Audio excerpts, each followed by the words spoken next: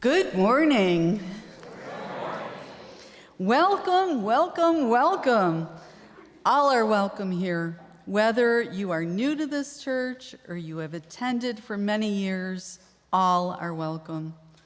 We also welcome all those who have joined us on YouTube. We are so pleased you have all joined us this morning. I am Charlene Montgomery. I am a worship associate, and I am joined by Doug Sherman to help us in worship this morning. And we have a couple speakers joining us today who will be introduced later. There's a lot of announcements. I tried to pick and choose, and we've gotten even more, so bear with us. The Board of Trustees would like to invite everyone to a town hall meeting in the sanctuary after the service. During the town hall, we'll be discussing the upcoming interim minister search, interim ministry in general, and answering any questions the congregation may have. Coming up is the 20th anniversary Covenant Group Ministry Potluck Sunday, which will be held on March 26th from 5 to 8 p.m. in the parish hall. That's just 2 weeks away, so save that date. More information is in your insert in the order of service. Also save the date for April 23rd. The UUCB Fun and Fellowship Auction in-person event will take place. The auction will be both online and in person. Deadline for donations is April 9th. Please see the insert in your order of service for more information. The grief group will meet today at noon in the Gardner Room. See Bonnie Collins for further information. Bonnie is raising her hand right there, if you can see her. Also, today is a momentous day. 3 years to the day, we are reopening our nursery for children and babies to 3 years old.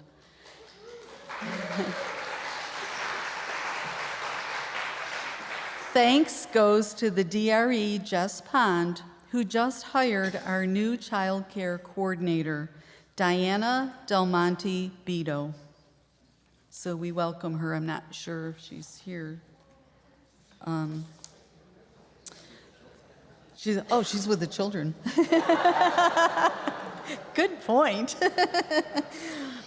The Unitarian Universalist Church of Buffalo acknowledges the ground upon which we meet rests on the traditional territory of the Haudenosaunee people, original nations of this land, who continue to call for justice and self-determination. And now we have an extra special announcements from Phil. I'm Phil Nicolai from the music ministry team, and I have a few things I want to just mention.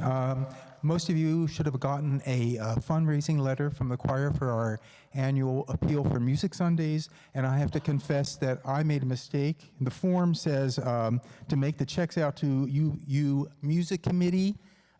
Make them out to UUCB, as you remember when we always say things from the pulpit here, and to put music in the memo line. You can speak to me if you need to at the table out on the side, because I will be selling tickets to the cabaret, which is coming up on April 15th. I do want to mention that Martha Malkowitz and Bruce Pfeffer will be doing the casual concert this Saturday at 2 o'clock. Music for 4 hands on 1 piano. It's going to be a great program. Please come to that. And finally, I want to say that today, or yesterday, was a very special day. It was our music director's birthday, and we have a cake in the parish hall. So after the service, I would like you to come out and have some cake. But right now, I would like you to join me in singing happy birthday to Jesse. Chris, can you help us?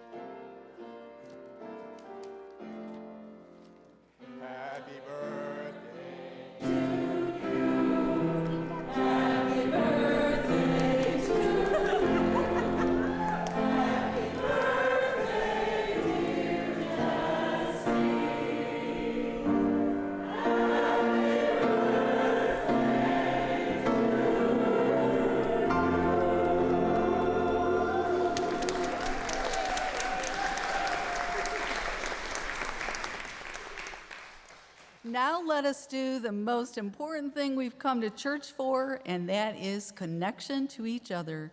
Please greet your neighbor and find someone you haven't met.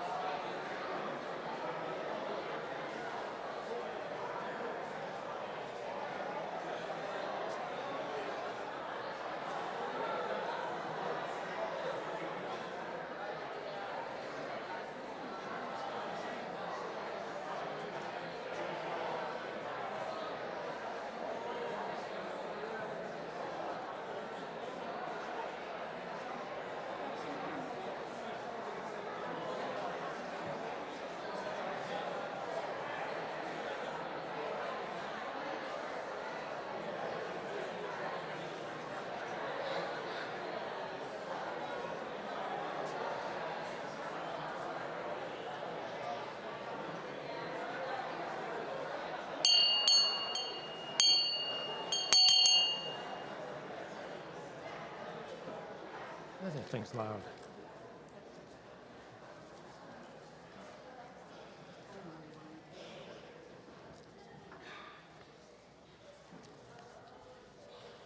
Good morning. My name is Doug Sherman, and today I'm the associate to the worship associate. And this is our call to worship. Amid all the noise in our lives by Tim Haley. Amid all the noise in our lives, we take this moment to sit in silence, to give thanks for another day, to give thanks for all those in our lives who have brought us warmth and love, to give thanks for the gift of life. Let us open ourselves here, now, to the process of becoming more whole, of living more fully, of giving and forgiving more freely, of understanding more completely the meaning of our lives here on this earth. Come, let us worship. Please rise as you are willing and able, and as we light our chalice, the readings is in your order of service. We will gather in loving community, creating a shared vision of compassion and dignity of all, to radically transform the world in which we live. Please remain standing as you are willing and able as we sing hymn number 6 in your gray hymnal, Just as Long as I Have Breath.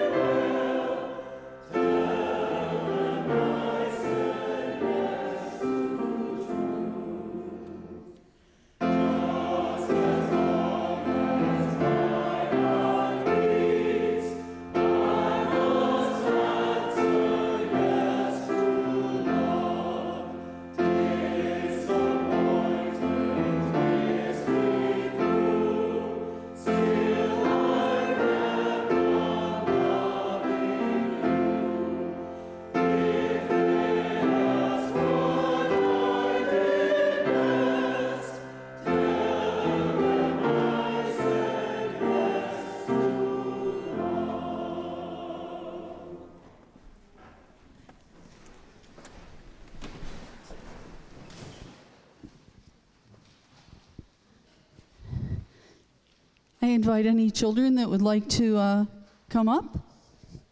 Unless you're in your classes. Nope, here they come. This morning's story is called Amy Namey in Ace Reporter. Amy Namey was looking for a story, a big story, a big news story, a jump off the page, it's a super exciting story. She walked up and down the street. This is Amy Namey, Ace Reporter on the beat. She took notes in her notebook. 11:17, Mrs. Donovan's dog barked. 11:22, Mrs. Donovan's cat chased Mrs. Donovan's dog. 11:37, Rocky waved from upstairs window. 11:39, Mrs. Moody got her mail. Nothing ever happens in Frogneck Lake, Amy muttered. Are you talking to yourself, Judy Moody, kicking a soccer ball down the street? Hi, Judy. I'm being a reporter, and I need a big scoop. A big scoop? Judy asked. Let's go to Screamin' Mimi's. They have tons of scoops. Not the ice cream kind of scoop, the story kind of scoop. The story kind of scoop is an exciting story that nobody else knows about. It's the newspaper I'm making. Come on over to my house and see.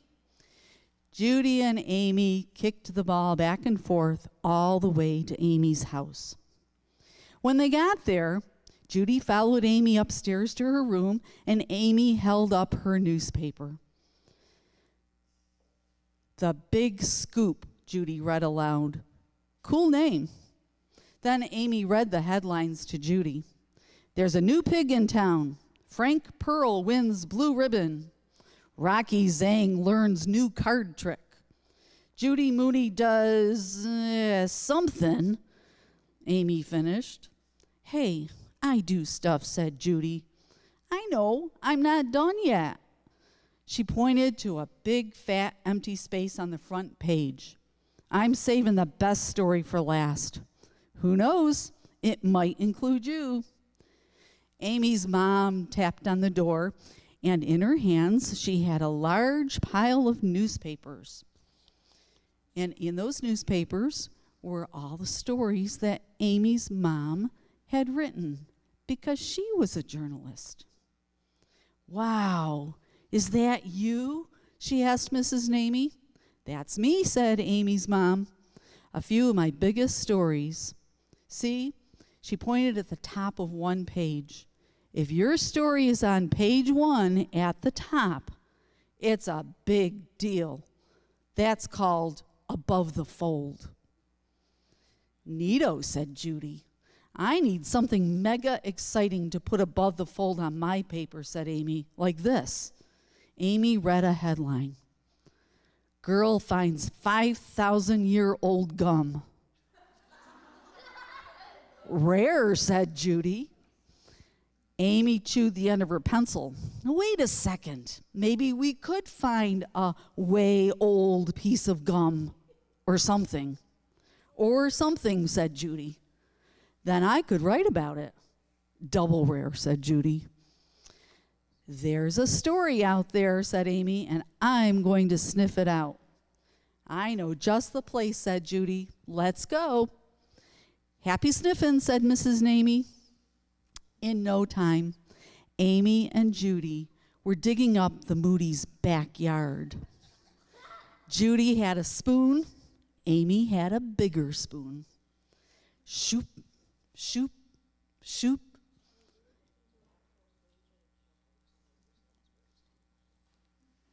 Yeah, they're using spoons instead of shovels. Amy sifted through the dirt looking for something way super old. Just think, she said in a dreamy voice, maybe we'll find a dinosaur bone, or a shark tooth from 1,000,000 years ago, or an arrowhead, an old-timey key, or a super-duper old coin from a way long time ago. or like a penny that belonged to Abe Lincoln. Amy looked at the pile of stuff they had dug up. So far, we found 1 marble, 1,000 rocks, 1 Donna Danger action figure, a rusty nail, an eraser, broken glass, a cherry pit, and 3 peanut shells. Maybe we found something old and don't even know it yet. Maybe your big scoop is right here under our noses.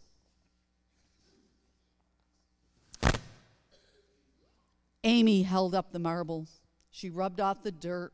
In ancient Egypt, King Tut, the boy king, was buried with board games, right?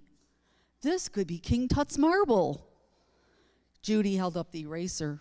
And this could be a caveman eraser in case you make a mistake drawing your cave painting. Cavemen did not have erasers, said Amy, cracking up. But maybe it's really a mammoth tooth or a dinosaur toenail. Rare, said Judy. What about this peanut shell? I'm guessing it could be Abe Lincoln's, said Amy. What if Abe Lincoln ate peanuts right here in this backyard? That's a way big giant scoop, said Judy. Wait, what's this? Amy held up a dirt-covered lump. She blew on it. It wasn't a nut. It wasn't a rock. It wasn't a 10,000-year-old cherry pit. It had teeth marks. Amy's eyes grew wide. Are you thinking what I'm thinking? It's ABC gum. Way super old, already been chewed. Honest to Abe gum. It looks old. Did King Tut chew gum? Maybe it's a 3,000-year-old gum. Just then, Stevie ran out of the house. He peered at the dirt-covered lump in Amy's hand. Hey, my gum! He snatched it from her hand and popped it into his mouth. The girls screamed. Stevie said, what? It's not that gross, just a little dirt. I was playing out here this morning and I lost my gum. I thought I swallowed it. Hey, said Stevie, picking up the action figure. Donna Danger and my cat's eye marble and my eraser. Thanks, I thought I lost all that stuff. Well, so much for the big scoop story. Tomorrow I'll find King Tut's gum. The end. Let us now sing our children to their classes.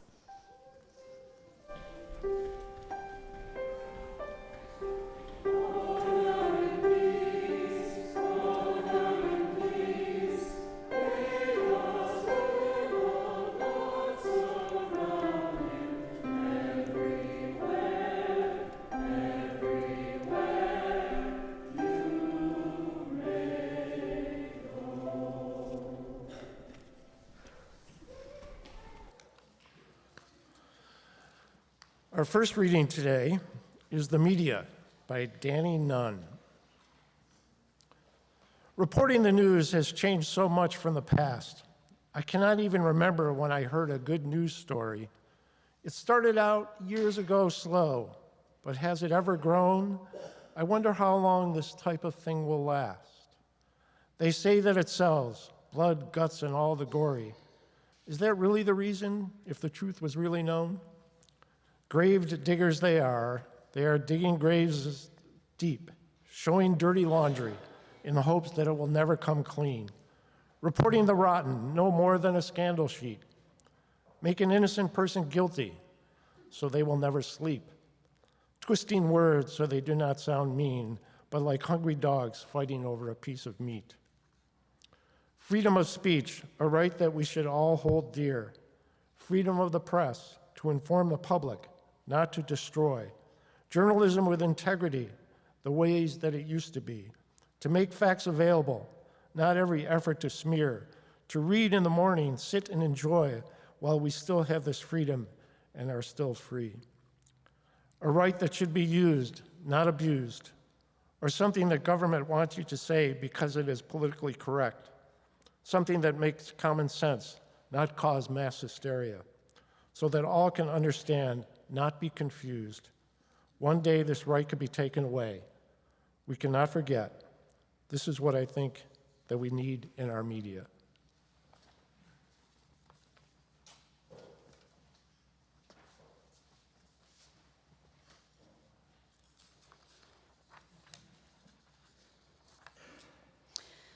Every week, our congregation takes a good portion of our Sunday morning offering and gives it away to a social justice cause outside the church walls. Our Share the Plate recipient this month will be Born Hava. Here today to tell us a bit about Born Hava is Shannon Karcher. Shannon?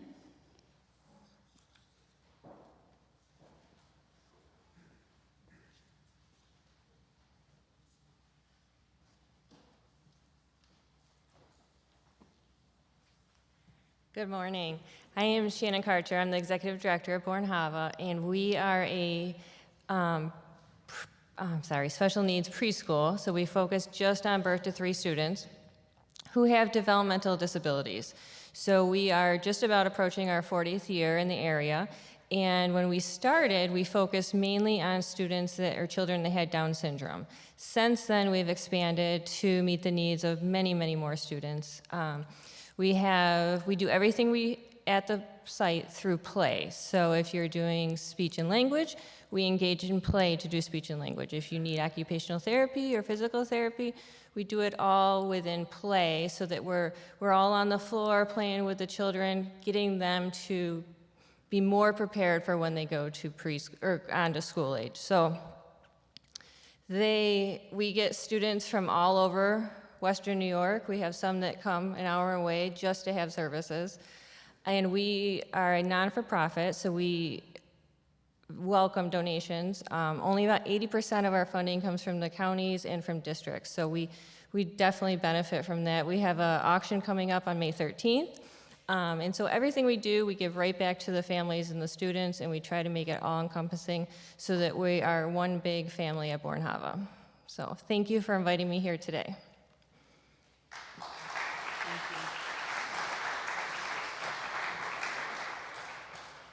Thank you, Shannon. You can use PayPal by going to our website, www.buffalouu.org, and clicking on the blue Donate button. Or you can send a check by mail to the church. If yours is a gift to our Share the Plate ministry, please write SHARE on the memo line, and it will be shared between Born Hava and the church operating budget. If yours is a welcome gift to our congregation, please write Pledge 2023 on the memo line. Either way, please write UUCB on the important line, and we will do the bookkeeping. Let's give from our hearts so we can transform the world.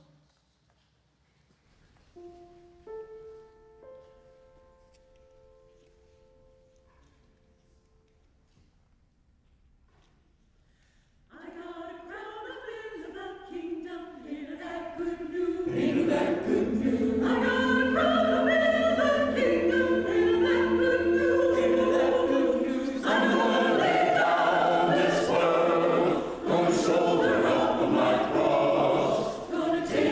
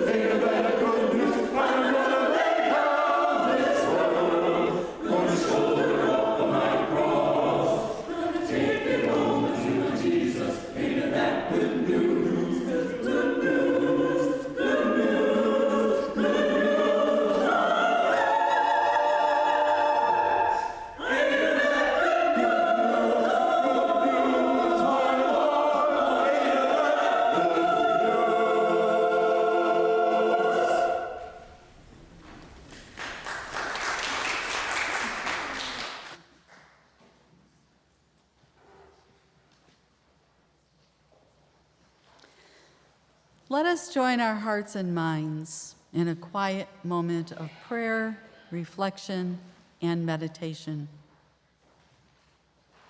Spirit of life and love, as the days of winter slowly come to an end, we reverence the days of coolness and look forward to days of warmth. We reverence the lives whose paths we have touched. We reverence the joys and sorrows which we have experienced.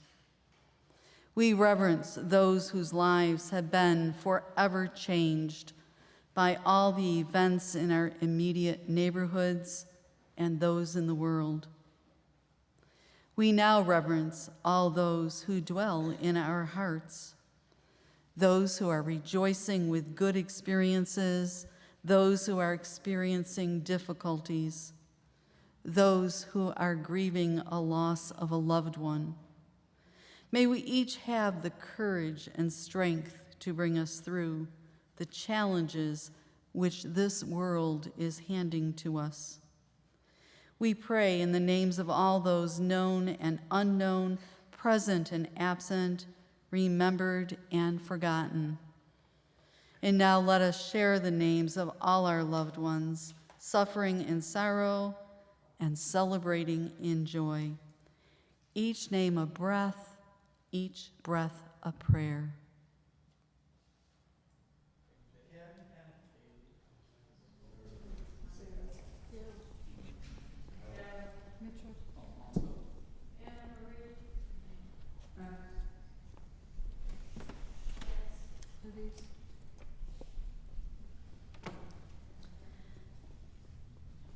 The breath of nature is upon us, the spirit of life is within us, the community of love is among us.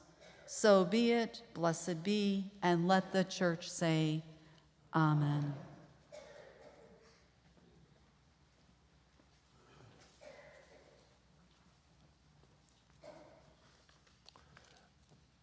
Our second reading today is Longing for Walter Cronkite by L. Milton Hankins.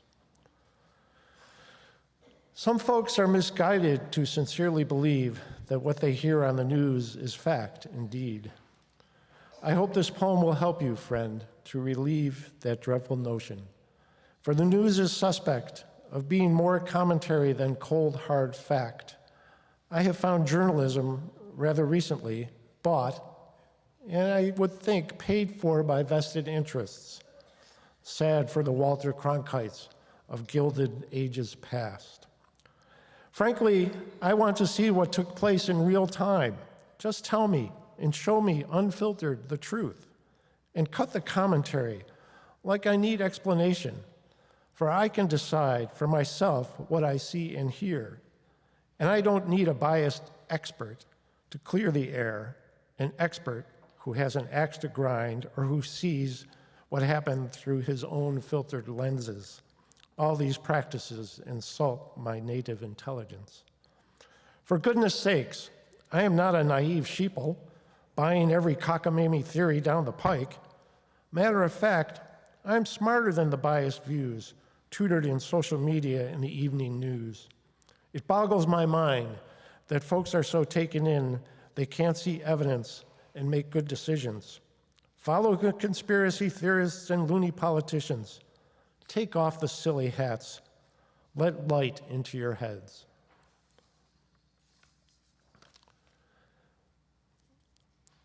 Rochester was home to two newspapers in 1990, two newsrooms on the same floor, sharing resources, but not sources.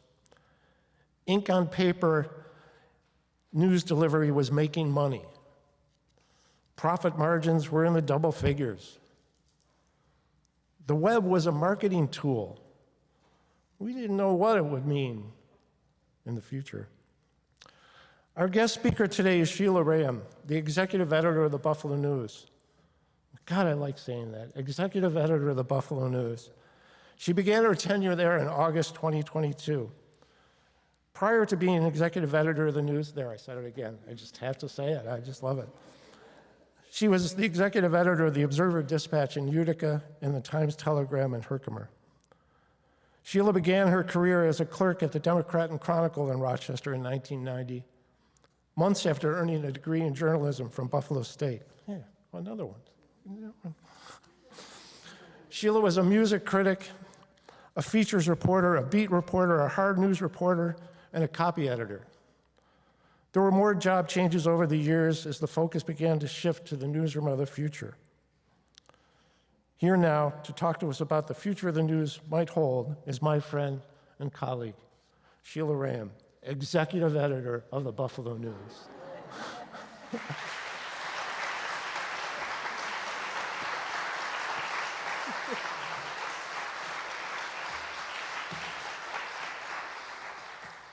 Good morning. Can you hear me?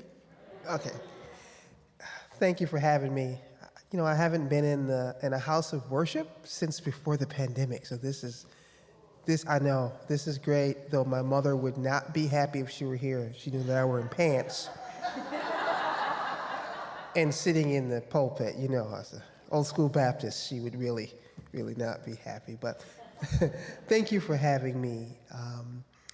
You know, in 1990, I graduated from Buffalo State College, went home, chilled at my parents' house for a while, and then eventually I would be hired at the Democrat and Chronicle, where I would spend most of my career. The newspaper industry then is very different from what we have today.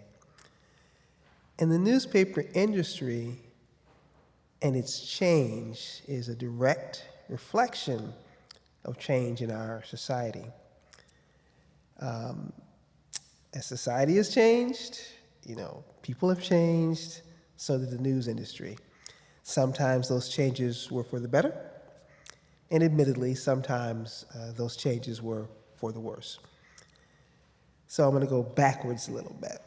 In 1973, when I think I was 7, I'm not quite sure, there were 63.15 million people subscribed to a daily newspaper, according to Pew Research. What was society like in the 70s, 73? Well, what did we have? Exactly. No internet, no CNN. Everyone wasn't walking around with a mobile phone. No social media to speak of, really. So everyone received their news either via the print product or the 6 o'clock news. And society was dependent upon us for everything from the weather to sports, the scores, what happened last night, what's coming up, town and community news, right? So that's what's happening at that time. You know, in the mid to late 70s, there was some change. The first woman would break her way into national TV news. I'm sure everybody can remember who that was. I believe it was Barbara Walters, if I'm not mistaken, right? A few years after her, the first African American was hired as a TV anchor, Max Robinson, right? So, and then in the early 80s, USA Today would publish its first full-color edition. Remember that, Doug? And people used to tease it and call it McPaper, right? McPaper. But the New York Times would finally print a newspaper with color photos in 97. So here comes the change. It's 97 now. I graduated in 90. So again, the world is a-changing. It was a good time for newspaper products then, print. Advertising in the 70s, 80s, and 90s was great. Yeah, I think you all, if you've been around long enough, you might remember when a paper was probably this wide, this thick, right? Things would change.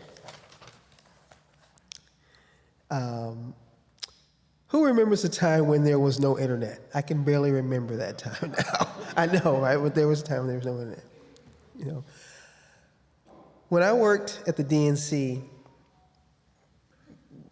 in the 90s, early 90s, mid 90s, there were just 3 computers in the entire newsroom that had the internet on it, and we would all have to wait our turn to go and use it.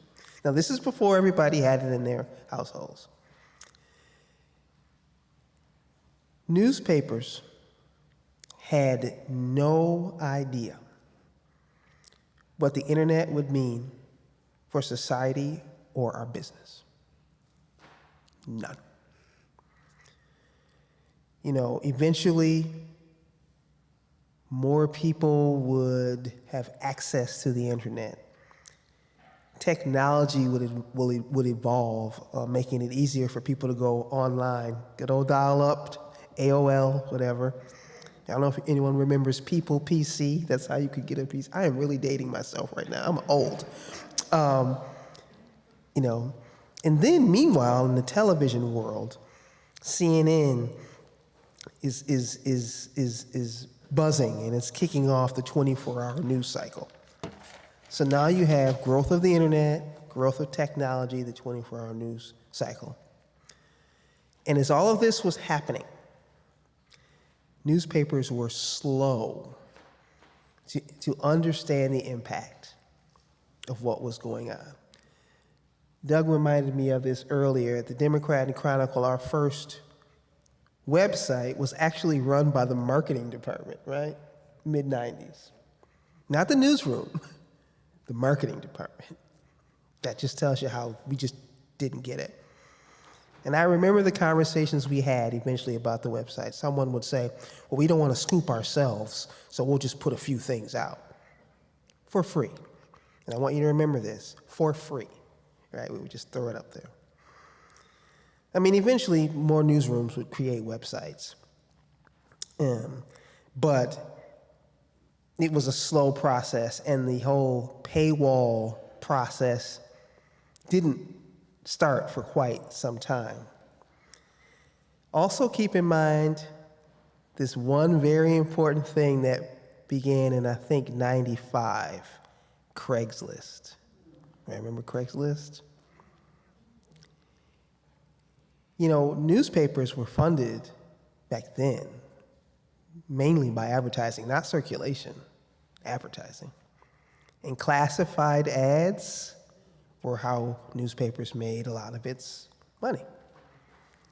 Craigslist came along and eventually took hold as the internet took hold, as people had more access, and thus started the shrinkage of our advertising dollars.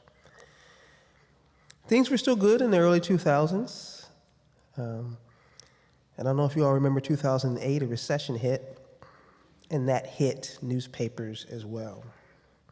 Also in the 2000s, I'm not sure when that was, Google and other news aggregation sites came into being. And again, as this is happening, technology is evolving. People are able to get their news quicker, faster, when they want it. And it's news aggregators like Google is just pulling our news for free, and people are just getting it. All of that is happening as the 24-hour news cycle is really starting to buzz. So the mobile era, then comes the mobile era. You know how big cell phones were? They were these huge things, right, that didn't have the internet on it. But eventually, as you know, people would have their mobile phone. We're going to go from beepers to mobile phones. Frankly, by the time newspapers, and this is really my opinion, but I think it's spot on here. By the time newspapers realized, people are getting their news quickly. They're going to the website, or they're aggregating bloggers. We'd better start taking this internet thing seriously, and maybe we should figure out a paywall. The horse was out of the barn. It's gone. There are people today that tell me I don't have to pay for news, it's free. Some might say it should be, and I think that there are times, particularly in times of crisis like COVID, that there should be no paywalls. But the reality is the news has never been free. You may have paid for the paper and given it to your friends, but it's never been free. But again, the internet, the access, just changed how we saw the delivery of the news. So what happens when people start leaving newspapers and going to websites? Advertising follows. Yeah, I don't know if you all remember. Who can remember when you would open the paper and see the movie ads, the big display ads? I lived for those, right? The big movie ads, car ads. All of that stuff just slowly started going away because people could use their phone or sit on their Apple or PC to get the information that they needed. So, by the 2010s or so, the digital age, maybe earlier, the digital age had really taken hold. It had taken hold. And at this point, newspapers are really, really trying to figure out, okay, how are we going to keep readers? The reality is newspapers kept using sort of what I call the same 100-year-old model while readers left. In my opinion, readers didn't leave because we stopped doing what we've always done. We were still doing what we had always done. But people didn't need us for that anymore. They didn't need us for the weather. My phone chirps for the Yankees score, for weather alerts, for concert announcements, for breaking news. Chirp, chirp, chirp, chirp, chirp. My phone is always buzzing. People didn't need us the way they needed us. Localities, communities started creating their own website and posting meeting notes on their websites, right? So if you didn't go to the town board meeting, you could find the information on their website. All of the things that we used to give to readers was now at their fingertips. So the reality is the internet, the 24-hour news cycle, technology, and the big thing, reader habits, have forever changed the news industry. Oh, and I forgot social media. Right? Because I had a conversation with someone recently, and I said, hey, where do you get your news? Oh, I get it from Facebook. You're actually not getting your news from Facebook. You're getting a link from Facebook, but you don't know where it comes from. Someone may copy and paste, or you just click the link. But social media also became the way people communicated and gave their opinions. You remember letters to the editor would be the way you would share your thoughts with the community? You can do that on your Twitter account, on your Facebook account, wherever you like. So all of these things happened. And advertising just, became smaller and smaller. And you start seeing newsrooms become smaller. You start seeing more news deserts, which would be, communities who've lost their newspaper. So remember in 1973, I said there were 63.15 million or so daily newspaper readers? By 2017, according to research, there were 31 million people who subscribe to a daily newspaper. So that's a huge dip. And today, right now, 8 out of 10 readers receive their news through a digital device. 8 out of 10. So what does that mean for us today? What does it mean for me? People still need information, right? There's a lot of noise out there. You still want to understand what your elected officials are doing. You still want to know if there's a big snowstorm coming. We're all over it. You still want to know about equity and what's happening across the community. You want to know how you can help. You want to know about your safety. And you want to understand trends in crime. You want to understand what's happening in your courts, right? So our role today is to understand what the audience wants. We now have the ability, I have the ability to measure what stories people are reading, what topics people are reading, how long they're reading it, how many days a week they visit the website. In using metrics and audience, today we have to think about, based on what readers are showing us that they're looking at, how do we provide the information that they need?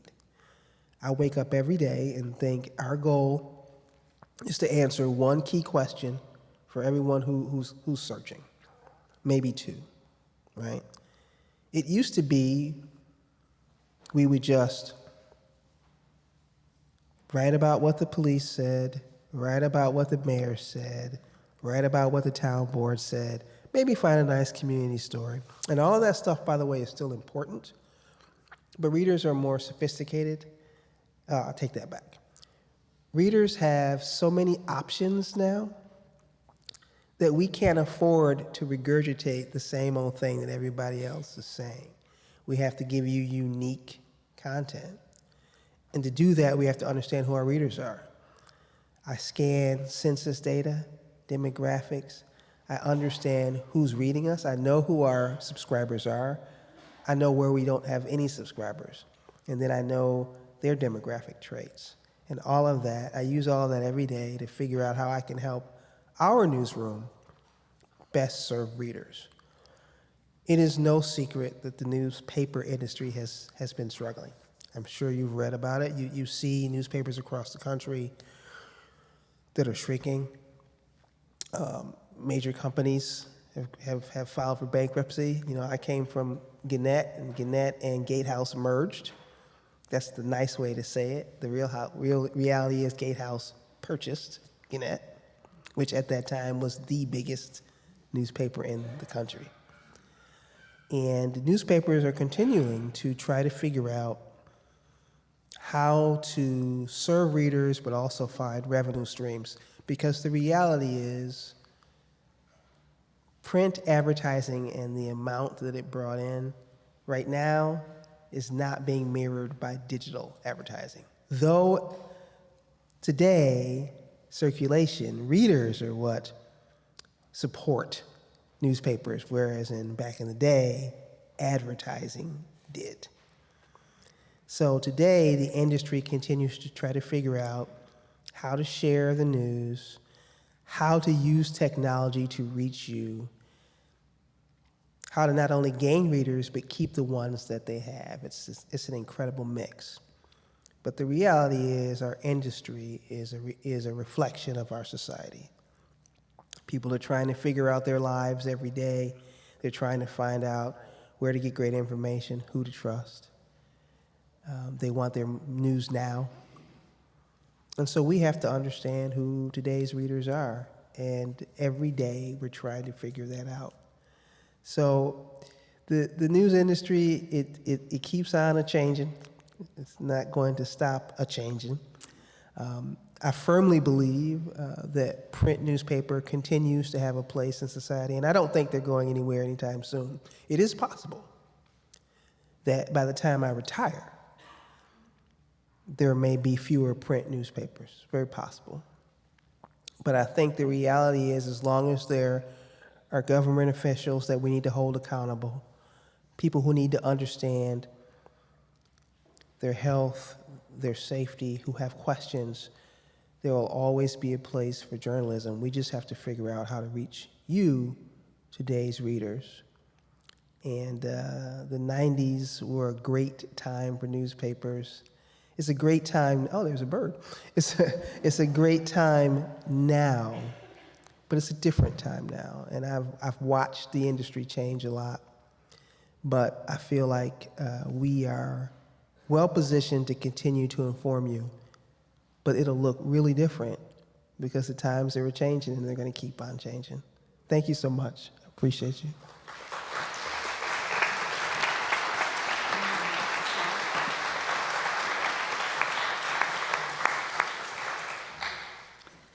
Thank you, Sheila.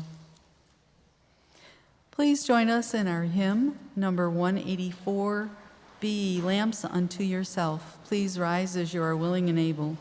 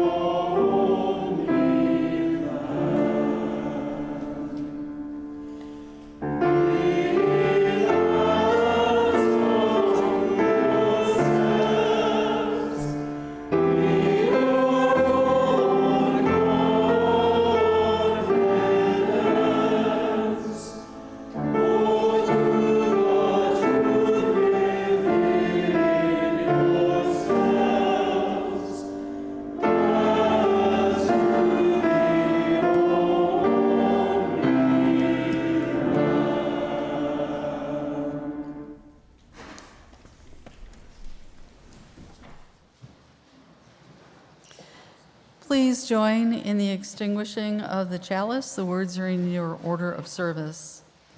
As we extinguish the flame of this chalice, may we carry its light with us into the world in the power of peace, faith, justice, and love. Blessed is the path on which you travel. Blessed is the body that carries you upon it. Blessed is your heart that has heard the call. Blessed is your mind that discerns the way. Blessed is the gift that you will receive by going. Truly blessed is the gift that you will become on the journey. May you go forth in peace, remembering that you are awesomely blessed and you are the blessing for others. But above all else, remember that you are not alone. You are never alone. And let the church say, Amen. This song by Noel Coward was written at the end of World War II, when the watch cry of the nation of England was, "Keep calm and carry on." But by the end of the war, Britishers were heartily sick of that stiff upper lip, smile, darn you, smile attitude, and this is a satire on that.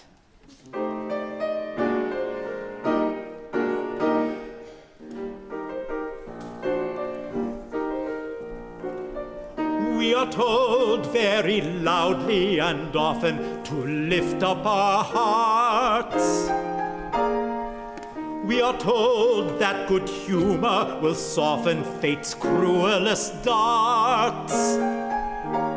So, however bad our domestic troubles may be, we just shake with amusement and sing with glee.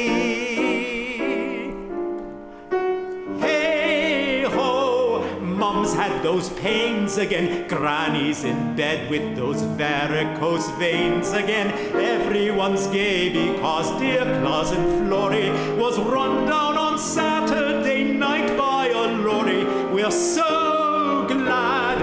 Elsie's miscarriage occurred on the Wednesday after her marriage. When Albert fell down all the steps of the town hall, he got 3 bad cuts and a bruise. We're delighted to be able to say we're unable to pay off our debts. We're excited because Percy's got mange and we've run up a bill at the vet's. 3 cheers! Ernie's got boils again. Everyone's covered with ointment and oils again. Now he's had 7, so God's in his heaven. And that is the end of the news.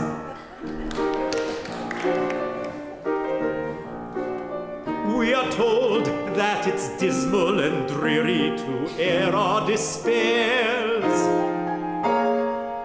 We are told to be gallant and cheery and banish our cares. So when fortune gives us a cup of hemlock to quaff, we just give a slight hiccup and laugh, laugh, laugh. Hey-ho, everything's fearful. We do wish that Vi were a little more cheerful. The only result of her last operation has been gales of wind at the least provocation. Now good damn, poor Mrs. Mason was washing some smalls in the lavatory basin when that old corroded gas heater exploded and blew her smack into the Mews. We're in clover. Uncle George is in clink for refusing to work for the war. Now it's over. Auntie Maud seems to think he'll be far better placed than before. What fun! Dear little Sidney produced a spectacular stone in his kidney. He's had 11, so God's in his heaven, and that is the end of the news, but not quite. Hey-ho, what a catastrophe! Godfather's brain is beginning to atrophy. Last Sunday night, after eating an apple, he made a rude noise in the Methodist chapel. Good egg! Dear little Doris has just been expelled for assaulting Miss Morris. Both of her sisters are covered in blisters from standing about in the queues. We've been done in by that mortgage foreclosure, and Father went out on a blind. He got run in for indecent exposure and ever so heavily fined. Hey-ho, hi-diddle-diddle, Aunt Isabel's shingles have met in the middle. She's buried in Devon